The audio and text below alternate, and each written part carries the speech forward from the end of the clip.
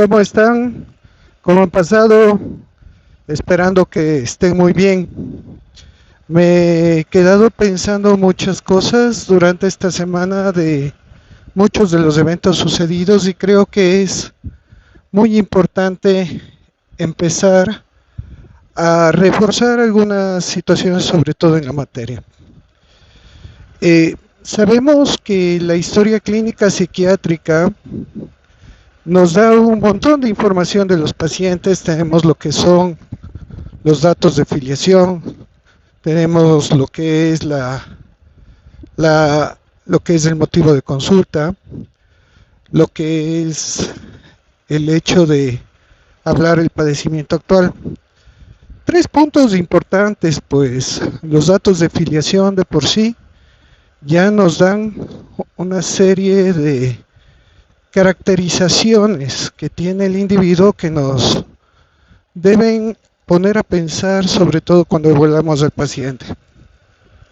Es muy diferente si evaluamos a un niño, a un adolescente, a un adulto o a un adulto mayor. Obviamente la probabilidad que presente diferente tipo de patología o de trastorno psiquiátrico va a cambiar. Por eso los datos de filiación son muy importantes. Hay sobre todo en lo que es de edad, tomar en cuenta. Hay trastornos de salud mental que son más frecuentes en ciertos tipos de estado civil, ¿no? Por ejemplo, hablamos de que el hecho de ser soltero, adulto y solo, o sea, puede aumentar problemas relacionados con el afecto, ¿no? O por ejemplo, también podemos tener que un paciente con un cuadro psicótico, por ejemplo, con alucinaciones, ideas delirantes de más de 6 meses de evolución, si es hombre puede tener un cuadro de inicio más temprano, 12, 13 años o hasta los 30 años, y puede ser una esquizofrenia, y en cambio la mujer se presenta de manera más tardía. Asimismo es importante conocer no solamente el sexo, sino género, pues también todo este proceso de caracterización, incluyendo a la etnia, incluyendo la religión, son datos muy importantes que nos van a ayudar en la recolección de los signos y los síntomas de lo que es la historia de vida del paciente. La historia clínica psiquiátrica es la historia de vida del paciente, por lo tanto, prácticamente desde el inicio en que iniciamos el proceso de valoración clínica por medio de la historia clínica, pues ya estamos empezando a obtener información que nos puede dar ciertas luces a posteriori respecto al diagnóstico clínico como tal. También tenemos que resaltar lo que es la fuente puede ser directa, la fuente puede ser indirecta. Cuando recibimos una fuente directa o indirecta, también tenemos que ponernos a pensar si es confiable o no es confiable la información que nos dan y quién nos lo da. Luego, el motivo de consulta es la razón por la que llegó el paciente. El paciente puede llegar por diferentes circunstancias, puede llegar de manera voluntaria, involuntaria o en crisis, ¿no? A veces la familia lleva al paciente sin que quiera y el paciente, el momento que lo vemos, se encuentra en crisis, se encuentra disociado, se encuentra en un cuadro psicótico franco o está deprimido con la habilidad afectiva y no da muchos datos. Entonces el motivo de consulta puede ser la razón por la que llega el paciente es traído por su familia, porque aparentemente presenta alteración del estado de conciencia, ¿no es cierto?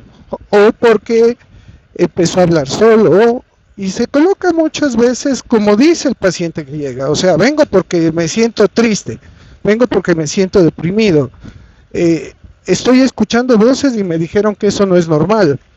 Me dicen que he estado convulsionando. Entonces, paciente acude por que piensa que ha estado convulsionando. Ya cuando no recibimos esa información de manera indirecta y el paciente no colabora, ahí colocamos nuestra parte que percibimos nosotros, lo que percibimos, ¿no? Si el paciente está hablando solo, si el paciente está desorientado, entonces, o por agitación psicomotriz, lo que observamos. El padecimiento actual, yo había comentado aquí, el padecimiento actual, es importante aprender a hacer preguntas y es lo que yo he resaltado siempre. Todo proceso de cuestionamiento, todo proceso de hacer preguntas, todo proceso de obtención de información es un proceso que se llama el arte de hacer parir las palabras. O sea, uno no obtiene información de lo que no pregunta, excepto que tenga la sintomatología, los signos más bien presentes ahí, y observemos, ¿no? Pero tomemos en cuenta que gran parte de la psicopatología psiquiátrica está relacionada con la fenomenología, y la fenomenología es lo que tenemos que aprender, que es el arte de reconocer los fenómenos que se hacen presentes, el arte de observar. Pero en cambio, si vamos a hablar del padecimiento actual y el resto de cuestionamientos de la entrevista que vamos a hacer, es importante aprender a preguntar. Entonces, en el padecimiento actual, como dice padecimiento actual, estamos hablando de la última crisis cuando se desarrolló este cuadro clínico por el que acuden a la consulta. Puede ser de que sea un paciente recaído, puede ser que el paciente, su cuadro clínico empezó desde que suspendió la medicación hace aproximadamente 4 meses, el paciente tomaba antipsicóticos y simplemente dijo, no, yo ya me siento bien, ya no creo que necesito la medicación, decidió suspender y luego de una situación estresante presentó una recaída. Entonces esta recaída puede ser una exacerbación de los síntomas primarios por el que ya fue tratado. Entonces de esa manera nos marca una guía en que tenemos que retomar el tratamiento anterior o el último tratamiento que le sentó bien. Entonces tenemos que preguntar, bueno, ¿desde cuándo comenzó todo? ¿Cuándo comenzó todo? ¿Qué es lo que está sucediendo? ¿Qué es lo que le motivó al paciente a suspender la medicación? ¿Qué es lo que disparó su cuadro clínico? Luego podemos preguntar qué es lo que ha generado este tipo de sintomatología, no solamente lo que probablemente fueron los factores precipitantes. Acordémonos que también es importante abordar lo que es factores precipitantes, pero antes de eso los predisponentes, porque son factores que obviamente pueden favorecer una recaída, pero los factores estresantes reales son los precipitantes. Y luego, después, que también es importante también saber cuáles son los problemas perpetuantes, porque sabemos y conocemos que el paciente, una vez que se atienda, va a llegar al mismo medio, va a llegar al mismo sitio, va a tener probablemente el mismo tipo de estructura social o tal vez el mismo contexto y pueda verse afectado por regresar a una situación que no cambia dentro de su contexto en general. Entonces, ¿cuándo empezó? ¿Por qué creen que empezó? ¿Cuál fue el factor desencadenante? ¿Qué sintomatología presenta?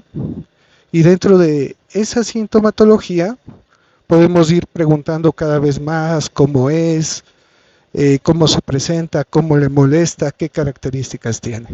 Lo mismo sucede si es que preguntamos por el consumo de sustancias, que puede también presentarse no solamente la fenomenología psicopatológica como tal, sino también la presencia de alteraciones de conducta relacionadas a lo que es la búsqueda compulsiva de las sustancias, la presencia de pensamientos perseverantes, intrusivos, necesidades intensas de consumir, de mantener el consumo y sobre todo nos iremos dando cuenta de los mecanismos de defensa en algunos pacientes, como el hecho de la justificación, la racionalización, la proyección, la formación reactiva, que son una serie de mecanismos de defensa que se suelen detectar en el momento de la entrevista. Es importante cómo es también por qué consume, cuándo consume, cuánto consume, en qué circunstancias consume, y averiguar qué implicaciones sociales, familiares, biológicas y consecuencias que han provocado el consumo de sustancias. Una vez que seguimos averiguando eso, hablamos de cuál es la razón por la que acudieron, cuál fue el factor desencadenante de la última crisis, y pues finalmente terminamos lo que es el padecimiento actual, llegando hasta la razón por la que acudieron a consulta y requieren nuestro servicio. Luego de eso viene lo que es la revisión del estado actual de los aparatos y sistemas, que es importante preguntar si el paciente tiene alguna otra molestia física, algo más que le esté acompañando, molestias de cualquiera de los sistemas o órganos del cuerpo. Puede haber cefaleas, puede haber dolor generalizado, puede haber contracturas musculares. El paciente muchas veces reporta lo que son procesos abdominales que pueden estar relacionados con el colon irritable, que a su vez está muy asociado con lo que es problemas de estrés, de ansiedad, depresión u otro tipo de cuadros, síntomas somáticos. Entonces, averiguamos cada uno de los órganos y sistemas, pues la idea es hacer una valoración clínica general. Entonces, si se darán cuenta, la valoración de la historia clínica psiquiátrica es integral. Luego pasamos a lo que es averiguar acerca de los antecedentes patológicos personales, sobre todo clínicos. Estamos hablando de que si toma algún tipo de tratamiento, tiene algún trastorno médico clínico de importancia, si tiene antecedentes de reacciones alérgicas.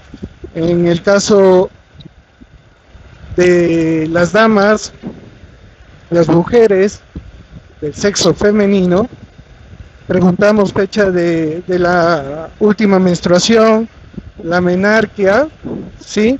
O si es que, dependiendo de la edad, obviamente la menopausia, cómo son los ciclos menstruales, número de hijos vivos, número de hijos muertos, número de mortinatos, número de abortos, aproximadamente hace cuánto tiempo si hubo abortos, mortinatos, si conoce las razones, y si es que existe posibilidad de embarazo, si ocupa algún tipo de método anticonceptivo o está tomando algún tipo de medicación. Siempre es importante preguntar eso. Los antecedentes también relacionados a antecedentes patológicos de su salud mental, que son antecedentes patológicos psiquiátricos personales, quiere decir si ha recibido atención antes, psicológica, atención médica por su cuadro clínico, o tal vez tuvo también tratamiento, cómo le sentó el tratamiento, cuánto tiempo lo tomó, cuáles fueron aparentemente las razones por las que tomó. Y se describe absolutamente todo eso, pues una de las políticas de tratamiento es que si el paciente suspendió una medicación y esa medicación le estuvo sentando bien, sería adecuado retomar el último tratamiento que le sentó bien, ¿no? Eso como parte del protocolo, para no experimentar tratamiento, sino para retomar un tratamiento que fue validado en la última crisis, ¿no? Obviamente hay tratamientos que ya con el tiempo pueden requerir más dosis o generar el fenómeno de taquifilaxia o resistencia al tratamiento. Bien, los antecedentes patológicos familiares también es importante. Sabemos que muchos trastornos psiquiátricos tienen una base hereditaria importante, trastorno bipolar, la presencia de trastornos de ansiedad, la presencia de trastornos de salud mental a nivel de la familia, sobre todo del núcleo primario familiar, de la familia de primera línea, cuáles fueron las razones por las que fallecieron algunos miembros, de enfermedades clínicas, y también tenemos antecedentes psiquiátricos familiares que son importantes averiguar. Las condiciones socioeconómicas culturales son sumamente importantes porque la condición de vida del paciente puede estar generando crisis y obviamente ser un factor predisponente, precipitante y perpetuante, y nos va a dar una idea también como parte de la obtención de los signos y síntomas posteriores cuando terminemos de hacer la recolección de la información. Luego viene la psicobiografía, que como dice el nombre, es una biografía psicológica. Nosotros le preguntamos si sabe antecedentes prenatales, que lo diga; si sabe antecedentes natales, nació parto normal, cesárea, incluso si conoce si fue deseado al nacer, no fue deseado al nacer, estuvo con su padre, con su madre, con quien se crió, cómo fue su infancia, si tuvo un desarrollo psicomotor adecuado, si ya tuvo problemas en cierto tipo de edad, si es que a qué edad ya avisaba su control de esfínteres, a qué edad ingresó a la escuela, cómo era de estudiante en la escuela, cómo, si no tuvo problemas de conducta, llamados de atención, pérdidas de año, si tuvo algún tipo de trauma, si hubo antecedentes de violencia doméstica, familiar, separación de los padres. Luego en la etapa colegial exactamente lo mismo, cómo es la relación con los compañeros, cómo es la relación con el profesor, cómo es la relación con la familia, o también forma parte de trabajo infantil, si inició consumo de sustancias, también cómo es, si es que hay probabilidad o hay presencia de bullying, asimismo violencia, maltrato, la parte de trabajo infantil. Asimismo, en la etapa adulta, cuándo fue su primera actividad laboral, cómo le va en el trabajo, cómo era su personalidad premórbida, es decir, si antes era diferente y ahora se le ha notado que ha cambiado su forma de interactuar con él mismo, si siente que es diferente, si su familia lo nota diferente, si se ha notado un cambio a nivel de su estado de ánimo, a nivel de su relación con el mundo. Y así sucesivamente, mientras van avanzando los años, vamos preguntando si es que es un adulto mayor, vive solo, vive acompañado, con quién vive, está en casa, está en un asilo, recibe un sueldo, es jubilado, no es jubilado, dificultades, grupos a los que conforma, si acude a voluntariados, a la Universidad del Adulto Mayor, o ha sido parte de grupos de alcohólicos anónimos, narcóticos anónimos. ¿Y cómo se siente, no? Luego de tener una psicobiografía, que esto que yo les estoy hablando es de manera muy general, pero para hacerme entender, creo que es importante haber tapado este tema desde este momento. Vamos a hablar ahora del siguiente paso, que es del examen mental. Y en el examen mental, ¿qué es lo que vamos a hacer? Esto es parte del entendimiento de la psicopatología ya directa, el estudio de los fenómenos, pero tomemos en cuenta que la psicopatología, si bien podemos verla en el examen mental, ya tenemos antecedentes en la información previa que tenemos, y solamente esa información ya caracteriza lo que probablemente podemos encontrar a nivel del examen mental. Entonces tenemos que darnos cuenta cómo el paciente está vestido. El paciente está vestido acorde a edad y sexo, o sea, apariencia general. Si está vestido acorde a edad y sexo, cómo es su conducta en ese momento que llegó, si está poco móvil, si camina arrastrando los pies o si camina muy rápido, si hay agitación psicomotriz. Entonces, vemos la conducta, vemos si de pronto está mal genio, está irritable, está explosivo, está pasivo, o está sin querer hablar, si colabora o no colabora con la entrevista. Entonces, empezamos con apariencia general y conducta y describimos lo que estamos observando, lo describimos ya en el examen mental. Luego vamos al estado de conciencia. Valoramos si el paciente se encuentra consciente, su relación con el mundo es adecuada, si está en un estado de alerta, si hay algún tipo de alteración cualitativa o cuantitativa de la atención. Tenemos lo que es la orientación, si está orientado sobre todo en tiempo, espacio y persona, si está desorientado en tiempo o en espacio, no en persona. Acuérdense que las funciones mentales superiores son conciencia, orientación, memoria, atención, lenguaje y pensamiento, que nos dicen más o menos cómo estamos en nuestras funciones cognitivas, además del senso-percepción, pero la conciencia va de mano con la orientación y existen muchos síndromes que obviamente pueden aparecer con alteración de esta parte del estado mental. Y por eso es importante saber la fuente, ¿no? Si se darán cuenta, un paciente que no se encuentra consciente difícilmente nos va a dar la información previa si es que la fuente probablemente es mixta. Por eso el antecedente ya nos marca una pauta importante para después la recolección de los signos y síntomas.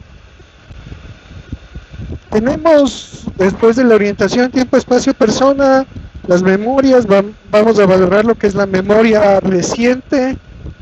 La de fijación, primero le pedimos que repita 3 palabras, le repetimos 3 veces, le indicamos que le vamos a repetir luego de 5 minutos, obviamente le repetimos 3 veces, pero también pedimos que nos repita 3 veces y le indicamos que debemos de preguntar más tarde. Luego valoramos la memoria reciente, qué desayunó, qué merendó el día de ayer, dónde estaba, dónde durmió, hizo algún tipo de actividad. Vía remota, preguntar acerca de antecedentes, en qué escuela estuvo, dónde vivió, de dónde es, en qué escuelas nomás estuvo en la infancia o qué es lo que más le llamó en la infancia la atención. Entonces eso ya nos habla de las memorias. Hemos visto conciencia, orientación, memoria, atención, el hecho de que el paciente te preste atención, focalice tu atención como que fuera una luz, prestando atención a lo que tú dices, escuchas, o el paciente tiende a tener un diálogo interno y su atención se ve dispersa o disminuida, o simplemente no está dispersa, disminuida, sino que está en su mundo interior y no nos toma mucho en cuenta o nos toma demasiado en cuenta y está hiper alerta a cualquiera de los estímulos, incluso llegando al punto de la suspicacia, ¿no? Bien. Luego de eso valoramos lo que es el lenguaje. El lenguaje es la expresión del pensamiento. Es nuestra primera conexión con la manera en cómo está pensando el paciente, cómo está procesando las ideas. Entonces valoramos lo que es la velocidad del lenguaje, el tono de voz que ocupa, la intensidad, la calidad del lenguaje y también la coherencia y la congruencia del lenguaje. Eso nos hablará mucho del pensamiento, donde nos daremos cuenta si el pensamiento está estructurado, está desorganizado, está disperso. El contenido también del pensamiento se hará presente si es que hay ideas delirantes de cualquier tipo, de presencia de ideas obsesivas. Las ideas delirantes son parte más de un trastorno psicótico.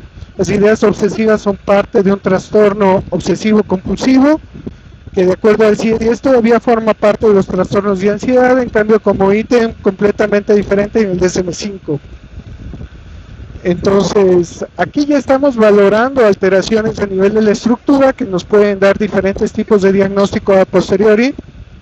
Alteraciones en el flujo del pensamiento se refiere a robo, intromisión o transmisión del pensamiento.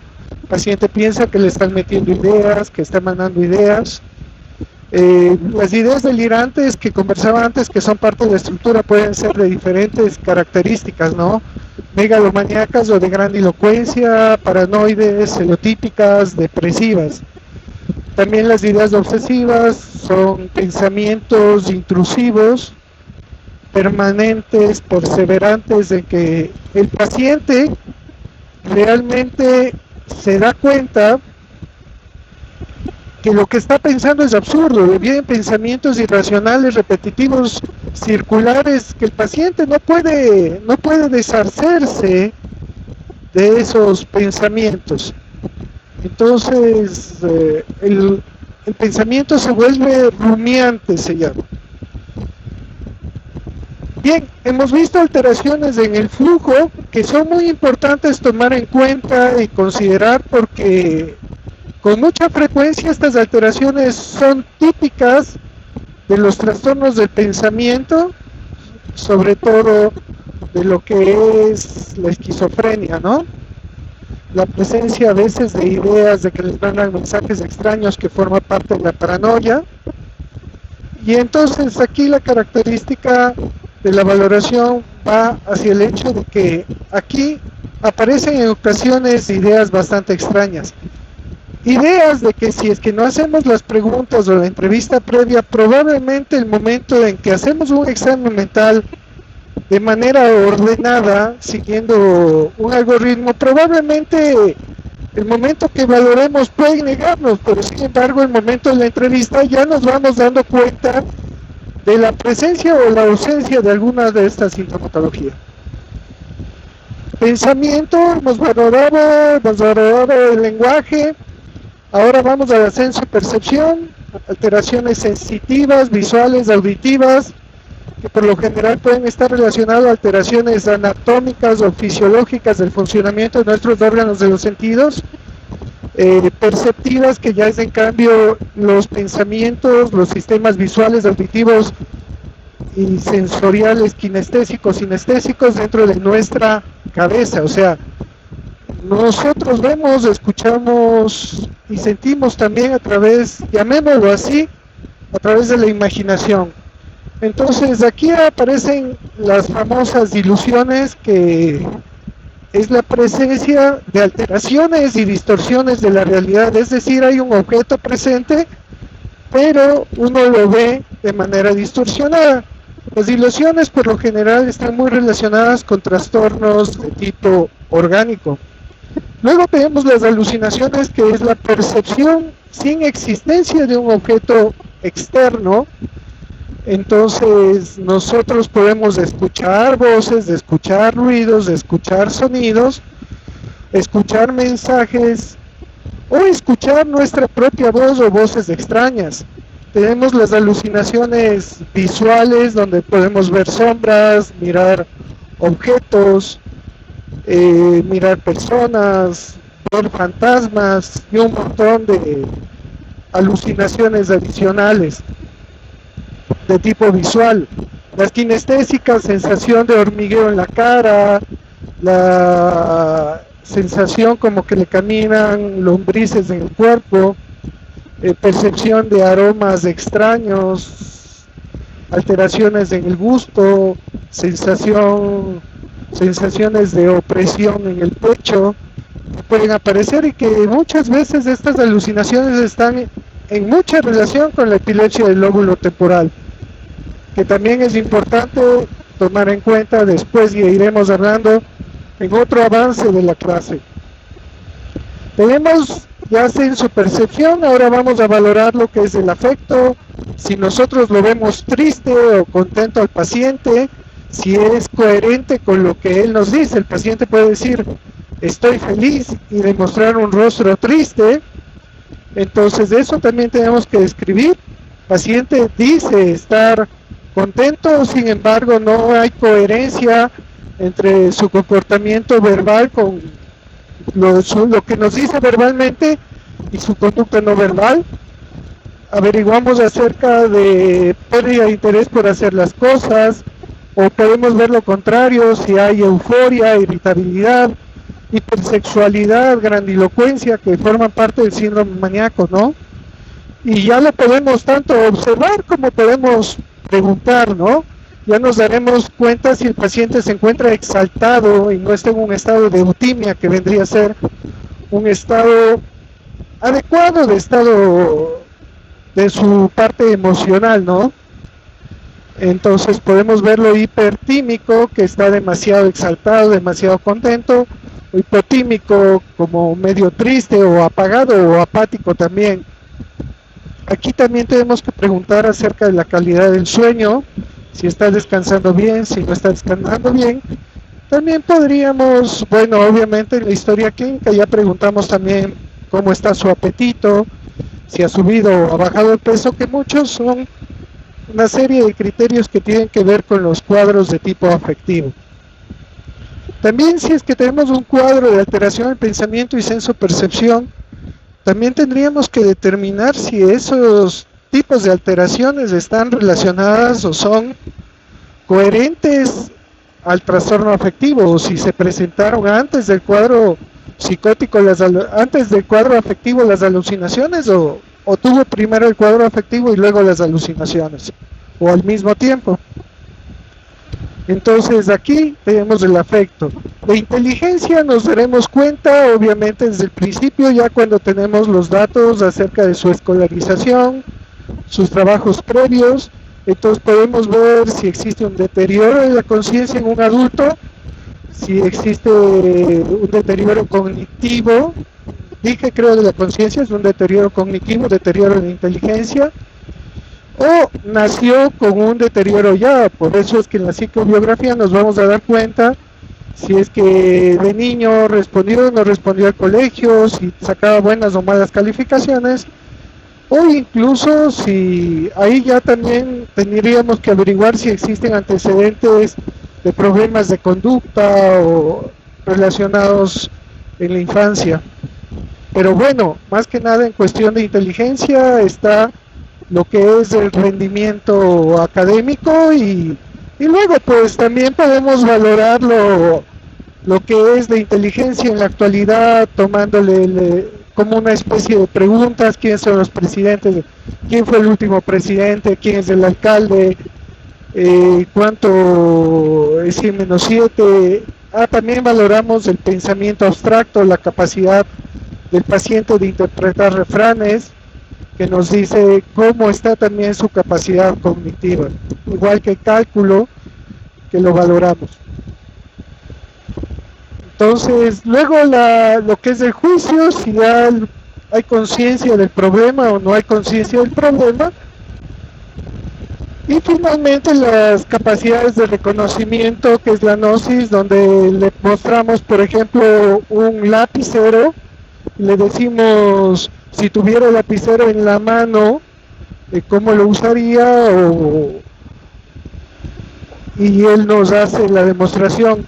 Y otras formas que hay de valorar, que podemos ir profundizando. En términos generales hemos hablado del examen mental, luego vamos al examen físico. Es importante hacer el examen físico, es el examen médico, todo el examen médico hasta el examen neurológico, ¿no? No olvidarse que en la historia clínica psiquiátrica es importante resaltar la presencia de cicatrices, presencia de lesiones que a veces nos dicen de historias de consumo o problemas conductuales o afectivos que pueden estar presentes en el paciente.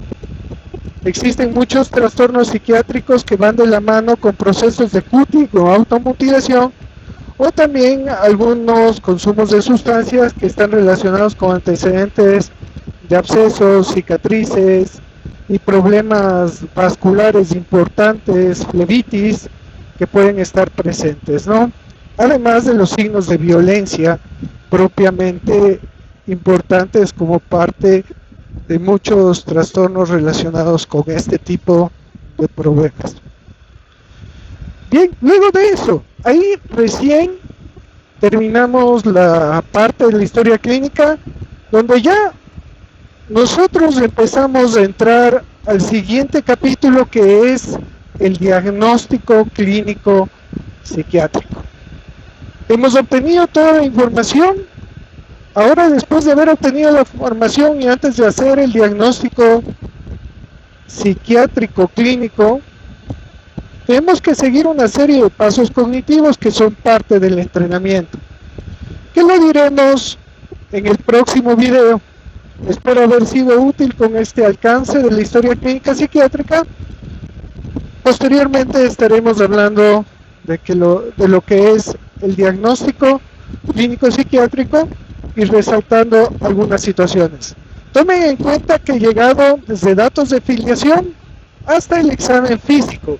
Ahí hemos terminado la recopilación de la información y ya tenemos datos suficientes para que posteriormente nosotros podamos hacer un listado de signos y de síntomas, es decir, de lo que vemos, escuchamos,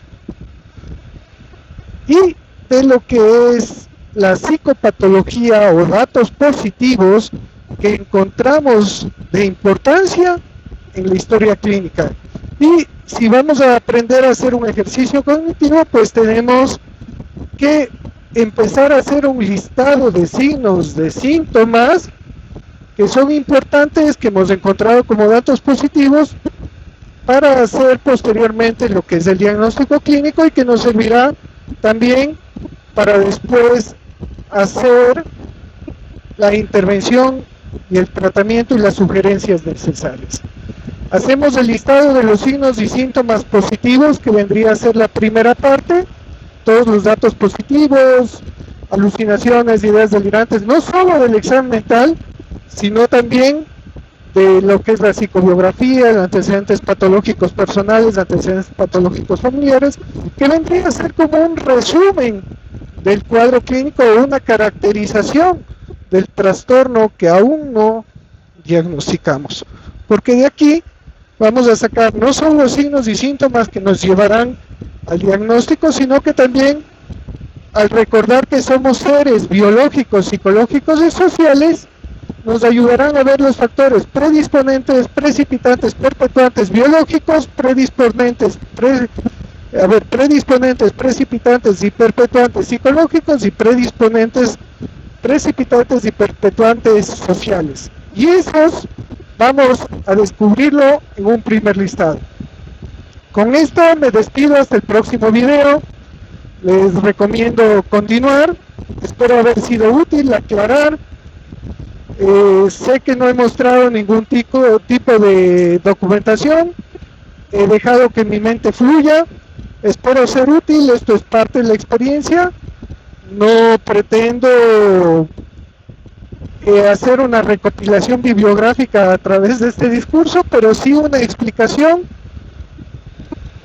coherente y congruente con lo que debemos considerar que es parte de nuestra experiencia como profesionales de salud, y lo que esperamos que nuestros amigos médicos en general, no solo en general, lo aproveche y lo tome en cuenta en el momento de hacer la entrevista.